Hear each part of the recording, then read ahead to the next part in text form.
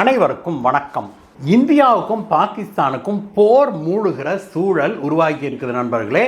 இந்தியாவுடைய தாக்குதலுக்கு பிறகு பாகிஸ்தானுடைய பிரதமராகட்டும், பாகிஸ்தானுடைய இராணுவ தளபதியாகட்டும், இந்தியாவை நாங்கள் கண்டிப்பாக தாக்க போகிறோம் அப்படின்னு சொல்லி தெளிவாகவே சொல்லியிருக்கிறாங்க. அதனால் இந்தியாவும் அதற்கு தயாராகி கொண்டு தான் வருது. இதற்கு அடுத்தது இன்னொரு மிக முக்கியமான ஒரு சந்தோஷமான விஷயத்தை நீங்கள் கேள்விப்பட்டிருப்பீங்க. அது என்னன்னா, பாகிஸ்தானுடைய இரண்டாவது ஆக பவர்ஃபுல்லான தீவிரவாதியான, நம்ம நாட்டிலெல்லாம் தலைவர்கள் தான் சொல்லுவோம், அந்த நாட்டில் தீவிரவாதிகள் தான் பவர்ஃபுல். தீவிரவாதியான ஜெய்ஷ் இ முகமதுடைய தலைவன் இருக்கான் இல்லையா, அவனுடைய குடும்பத்தை சேர்ந்த 14 பேர் இந்தியா நடத்திய தாக்குதலில் இறந்திருக்கிறாங்க அப்படிங்கிற செய்தி வெளிவந்திருக்குது இல்லையா. இதையும் இன்னைக்கு பார்க்கலாம் நண்பர்களே. இதற்கு பிறகு இந்தியாவுடைய தாக்குதலுக்கு பிறகு என்னென்ன நடந்திருக்குது, அடுத்ததாக இந்தியா என்னென்ன நடவடிக்கைகளை எடுத்திருக்குது, இந்தியாவுக்கு என்னென்ன அச்சுறுத்தல்கள் எங்கிருந்தெல்லாம் வருது அப்படிங்கிற பற்றிலாம் பார்க்கலாம். அது போக மேலும் சில செய்திகளை இன்னைக்கு வச்சிருக்கிறோம். நம்முடைய சேனலுக்கு நீங்கள் புதிதாக வந்திருக்கிறீங்க, முதல் முறையாக பார்க்குறீங்கன்னா கீழே இருக்கிற சப்ஸ்கிரைப் பட்டனை தட்டுங்க நண்பர்களே. அது பக்கத்திலே இருக்கிற பெல் ஐக்கனை தட்டினீங்கன்னா ஆல் அப்படிங்கிற ஒரு ஆப்ஷன் வரும்.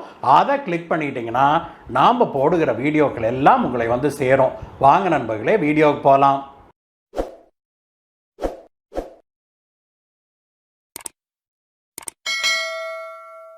நண்பர்களே, நேற்று அதிகாலை 1:30 மணி அளவில் இந்தியா வந்து பாகிஸ்தானுக்கு உள்ளே புகுந்து 9 இடங்களில், பாகிஸ்தான் ஆக்கிரமிப்பு காஷ்மீர் மட்டுமல்ல, பாகிஸ்தானுடைய பிற பகுதிகளிலையும் கூட சேர்த்து 9 இடங்களில் இந்தியா தாக்குதலை நடத்தியதை பார்த்துருக்கிறோம். அது மட்டும் இல்லாமல் அதற்கு பிறகு இந்திய முப்படைகளும் வெளியிட்ட அறிக்கையை பார்த்தோம். அதற்கு பிறகு இந்திய அரசாங்கம் வெளியிட்ட அறிக்கைகளை எல்லாம் பார்த்தோம். இதெல்லாம் உங்களுக்கு தெரிஞ்சிருக்கு நண்பர்களே. அதற்கு பிறகு பாகிஸ்தான்லேருந்து என்ன ரியாக்ஷன் வந்தது அப்படிங்கிறத முதல்ல பார்க்கலாம். இந்திய தாக்குதல் பாகிஸ்தானுக்கு ஒரு மிகப்பெரிய அதிர்ச்சியாக வந்தது அப்படின்னே சொல்லணும். யாருமே வந்து இந்த அளவுக்கு ஒரு வைட் ஸ்ப்ரெட்டான ஒரு தாக்குதலை இந்தியா நடத்தும் அப்படின்னு எதிர்பார்க்கவில்லை அப்படிங்கிறதான் உண்மை. அதில் மிக முக்கியமான விஷயமாக என்ன வெளியே வந்திருக்குது அப்படின்னா, பாகிஸ்தானுடைய இரண்டாவது மிகப்பெரிய தீவிரவாத இயக்கமான ஜெய்ஷ் இ முகமது இருக்குது இல்லையா, அதனுடைய ஹெட் குவார்ட்டர்ஸான சபானல்லா அப்படிங்கிற அந்த இடத்துல தாக்குதல் நடத்தினாங்க இல்லையா. அதை வந்து ஒரு மாஸ்க்குன்னு சொல்கிறாங்க. அந்த பகுதியில் ஒரு மாஸ்க்கும் இருந்திருக்குது. அது போக அந்த காம்பவுண்டுக்குள்ளே தான் இந்த ஜெய்ஷ் இ முகமதுடைய தலைவன் இருக்கான் இல்லையா, மசூத் அசார், அவனுடைய குடும்பம் வாழ்ந்து வந்திருக்குது.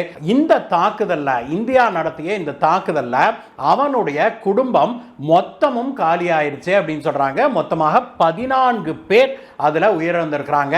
அவனுடைய மனைவி மக்கள் மட்டும் இல்லாம அவனுடைய சகோதரி மற்றும் அவருடைய பிரதர் இன் லா மற்றும் அவர்களுடைய குழந்தைகள் அப்படின்னு பலரும் இதுல இறந்திருப்பதாக செய்தி ஒன்று வந்திருக்குது. அதை கேட்ட உடனேயே அவன் இடிந்து அப்படியே அப்படி கதறி கதறி அழுதான் அப்படின்னும், அவன் வெளியிட்ட அறிக்கையில் இவர்கள் எல்லாம் கடவுள்கிட்ட போய் சேர்ந்துட்டாங்க, அதனால் நான் மகிழ்ச்சி அடைகிறேன் அப்படின்னு அவனுடைய அறிக்கை சொல்லுச்சு அப்படின்னும் நமக்கு செய்திகள் வந்திருக்குது. அவனுடைய குடும்பம் மொத்தமும் இந்தியாவுடைய தாக்குதலில் இறந்ததை கண்டு அவன் கதறி அழுதான் இல்லையா. அப்போ பலரும் கேட்ட கேள்வி என்னன்னா, அடே நீ வந்து எத்தனை பேர்த்தோட குடும்பத்தை சிதைச்சிருக்கிற, எத்தனை பேர்த்துடைய உயிரை நீ எடுத்திருக்கிற, அவங்களுடைய குடும்பம் எல்லாம் இப்படி தானே கஷ்டப்பட்டிருக்கும், நீயும் அனுபவிடா அப்படின்னு சொல்லி பலரும் சமூக ஊடகங்கள்லையும் பிற ஊடகங்கள்லையும் பேசுகிறத நம்ம பார்க்க முடியுது. இந்தியர்கள் மட்டுமில்ல, உலகம் முழுவதும் இருக்கிற பலரும் இதற்கு இந்தியாவுக்கு நன்றி தெரிவிச்சிருக்கிறாங்க. அந்த அளவுக்கு இந்த லஷ்கர் இ தொய்பாவும் ஜெய்ஷ் இ முகமதும் உலக அளவில் பல நாடுகளில் இந்த மாதிரியான தீவிரவாத செயல்களை செய்து கொண்டு வர்ற ஆட்கள் தான். இந்த இந்திய தாக்குதல் செய்தி வெளியான சற்று நேரத்திலேயே அந்த நாட்டுடைய பாகிஸ்தானுடைய பிரதமரான ஷெபாஸ் ஷெரீப் அறிக்கை ஒன்று வெளியிட்டாரு. அதில் வந்து அவர் தன்னுடைய இராணுவத்துக்கு தான் முழு சுதந்திரம் கொடுத்திருப்பதாகவும் இந்தியாவை அவர்கள் எந்த நேரத்தில் எந்த ரூபத்தில் வேணாலும் தாக்கிறதுக்கு தாங்கள் அனுமதி வழங்கி இருப்பதாகவும் அவர் சொன்னார்.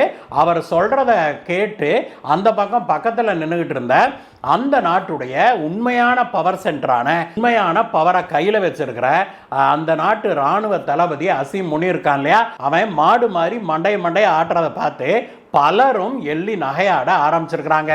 ஏன் அப்படின்னா உண்மையாலேயே பவரை கையில் வச்சிருக்கிறது அந்த நாட்டில் ராணுவம் தான். ஆனால் ஷெபாஸ் ஷெரீப் தனக்கென்னமோ அத்தனை பவர் இருக்கிற மாதிரி ஊருக்கு சீனை போட்டதை பார்த்து உலகமே எள்ளி நகையாடுச்சு அப்படிங்கிறத பார்த்தோம். அதற்கு பிறகு இந்த இராணுவ தளபதி என்ன சொல்லியிருக்கிறான் அப்படின்னாக்க, இந்தியாவின் மீது நாங்கள் கடுமையான தாக்குதலை நடத்துவோம், இந்தியா செய்த இந்த செயலுக்கு நாங்கள் பழிவாங்குவோம் அப்படின்னு சொல்லியிருக்கிறான். அதோடு இல்லாமல் பாகிஸ்தானுடைய ஒரு அமைச்சர் ஒருத்தர் இந்தியாவும் பாகிஸ்தானும் ஒரு அணு ஆயுத போருக்கு நெருங்கி விட்டார்கள் அப்படின்னு சொல்லி இந்தியாவுக்கும் உலகத்துக்கும் ஒரு மிரட்டல் விடுத்திருக்கிறதை பார்க்குறோம்.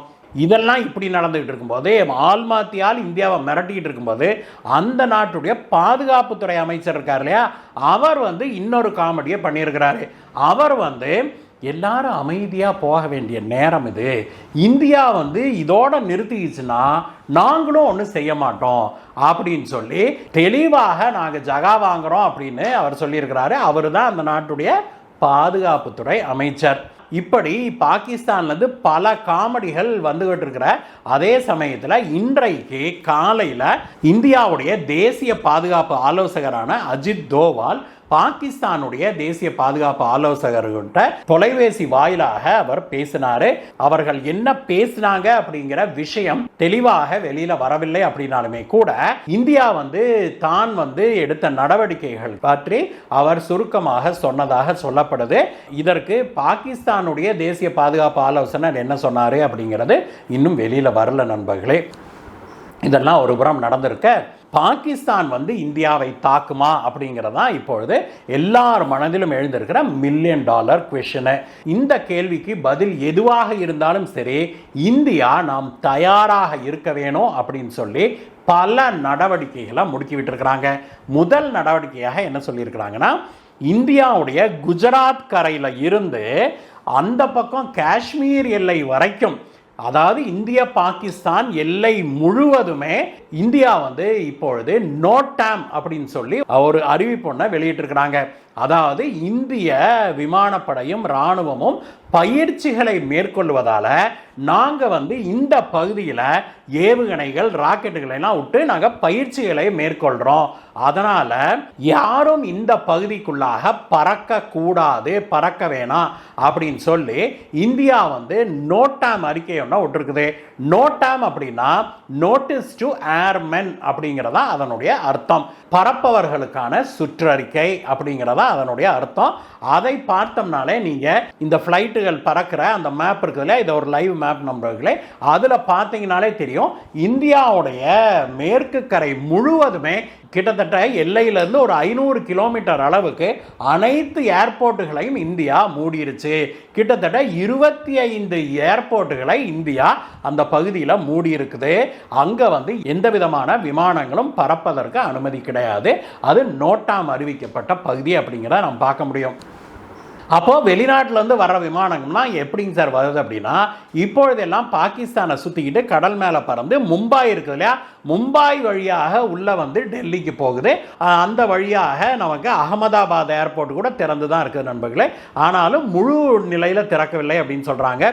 இருந்தாலும் அதற்கு பிறகு இந்த பக்கம் பார்த்தீங்கன்னா ஜெய்ப்பூர், அந்த விமானங்கள் எல்லாமே அந்த லைனில் எல்லா விமான நிலையங்களும் செயல்பட்டு கொண்டு தான் இருக்குது வழக்கம் போல். இருந்தாலும் கூட எல்லா விமான நிலையங்களுக்கும் உஷார் நிலையை அறிவிச்சிருக்குது இந்தியா. இது பத்தாது அப்படின்னு இந்திய நேபாள் பார்டர் இருக்குது இல்லையா, அந்த எல்லை கோட்டிலையும் இந்த அளவுக்கு இல்லைனாலும் குறுகிய அளவுக்கு ஒரு 200 கிலோமீட்டர் சுற்றளவுக்குள்ளே இருக்கிற எல்லா ஏர்போர்ட்டுகளையும் இந்தியா மூடி இருக்குது. அந்த பகுதியிலையும் இந்தியா விமானங்களை பறக்க வேண்டாம் அப்படின்னு அறிவுறுத்திருக்குது. அது எதுக்குங்க சார் நேபாள் எல்லையில் இந்த மாதிரி இந்தியா அறிவிச்சிருக்குது அப்படின்னு கேட்டிங்கன்னா, பாகிஸ்தானுடைய தீவிரவாதிகள் நேபாள் வழியாக இந்தியாவுக்குள்ள ஊடுருவக்கூடும், அல்லது நேபாள் எல்லைக்கு வந்து அங்கிருந்து ராக்கெட்டுகள் மூலமாகவோ அல்லது இந்த ராக்கெட் ப்ரொப்பல் கிரனேட் இருக்குது இல்லையா அதன் மூலமாகவோ அல்லது சில சமயங்களில் சர்ஃபேஸ் டு ஏர் மிசைலை கூட அவங்க கடத்தி கொண்டு வந்து நேபாள் எல்லையிலிருந்து அந்த பக்கத்தில் உட்கார்ந்துக்கிட்டே இந்தியாவுக்குள்ள அவர்கள் ஏவ முடியும் அப்படின்னு சொல்லி அதற்கும் ஒரு முன்னெச்சரிக்கை நடவடிக்கையாக இதை இந்தியா மேற்கொண்டிருக்குது அப்படிங்கிறது நமக்கு தெரிய வருது நண்பர்களே. இந்த வீடியோ உங்களுக்கு பிடிச்சிருந்ததுன்னா ஒரு லைக் போடுங்க நண்பர்களே. அதோட சேர்த்து இதை உங்களுடைய நண்பர்களுக்கும் இந்திய தேச பக்தர்களுக்கும் நீங்கள் இதை ஷேர் பண்ணுங்க. இந்த வீடியோவை பற்றிய உங்களுடைய கருத்துக்களை சொல்லுங்கள் நண்பர்களே. மீண்டும் உங்களை வேற ஒரு வீடியோ சந்திக்கிறேன் கைஸ். Bye bye.